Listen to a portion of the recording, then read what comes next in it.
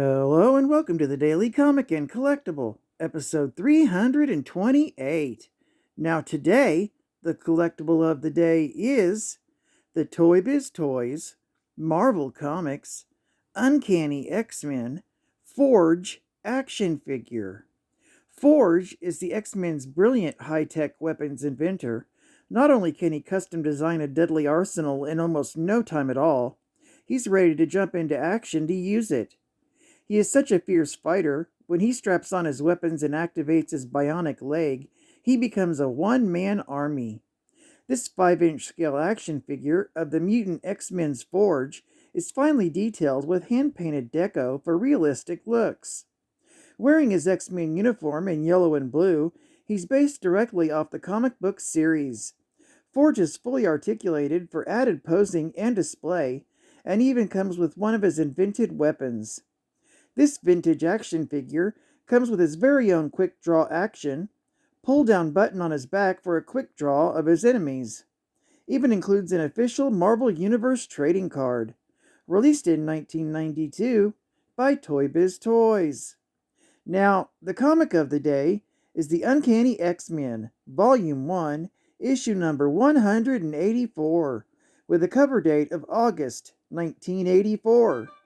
With story by Chris Claremont, art by John Romita Jr., and cover by John Romita Jr.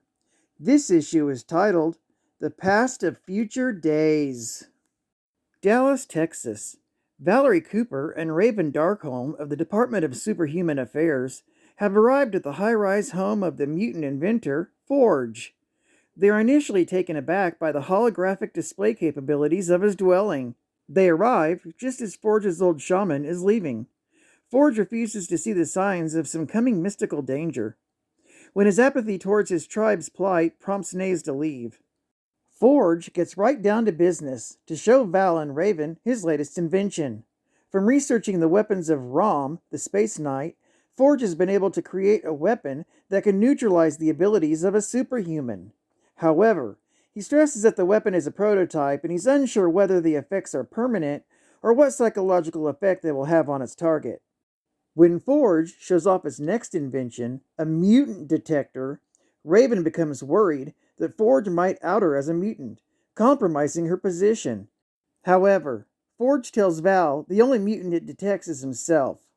His jest does nothing more but anger Raven. Meanwhile, in New York City, Rachel Summers has recently arrived from the future and stops at a display window of an electronics shop. As she watches news coverage of the X-Men's recent battle in Japan, she notes that Storm looks a lot different than she did in her future time. She compares that to the fact that when she went to the X-Mansion earlier, the Ilyana Rasputin that answered the door was much older than she was supposed to be. When she catches a report about the upcoming Mutant Control Act, the electricity blinks out, forcing Rachel to risk using her powers to power the television.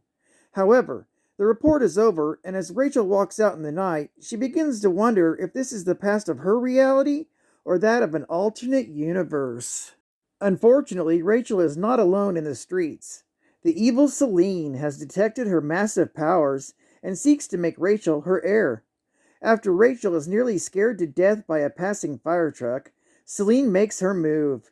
Rachel manages to fight her off and flee into a nightclub. There, she's bombarded by all the thoughts of the patrons and collapses on the floor. Just before the bouncer can kick her out, Nick Damiano, the club's owner, decides that the girl is in serious trouble and takes her upstairs to his apartment. After deflecting Nick's questions, not being able to trust a human, Rachel agrees to take a bath while he prepares a meal for her. When Rachel comes out to check on Nick, she's horrified to find that Selene has drained his life force away, leaving him a burned-out husk.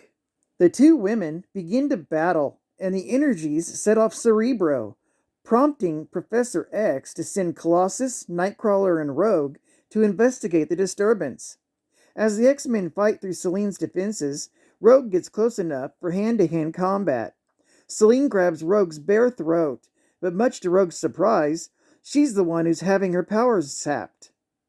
Rogue is saved by a mental attack by Professor X, who sends Selene fleeing.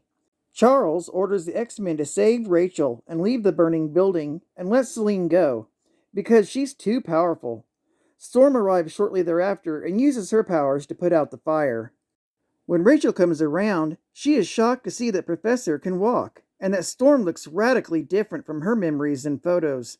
Realizing she traveled back in time to the wrong past, Rachel collapses to the ground when she realizes that her world is doomed. Geek Fact: this is considered a major key issue, being the first appearance of Forge, whose name is Daniel Lone Eagle. He's a mutant with the ability to comprehend and build nearly anything technological. It's also the first appearance of Naze, a Cheyenne mystic and mentor to Forge, later revealed to be the Adversary. Bonus side geek fact: the Adversary was an ancient mystical demonic entity who sought to destroy the universe and create a new one in its place. Bonus geek fact: this Rachel Summers is the daughter of Cyclops and Jean Grey, who had bonded with the Phoenix. She was displaced from Earth 811, also known as the Days of Future Past timeline. She not only inherited her mother's powers of telepathy and telekinesis, she has the ability to tap into her limitless powers of the Phoenix Force. Her first appearance was in X-Men, issue number 141, with a cover date of January 1981. Another bonus geek fact: Selene is the oldest known human mutant. Her millennia-long life is attributed to her ability to drain the life essence from other beings to extend her own existence indefinitely.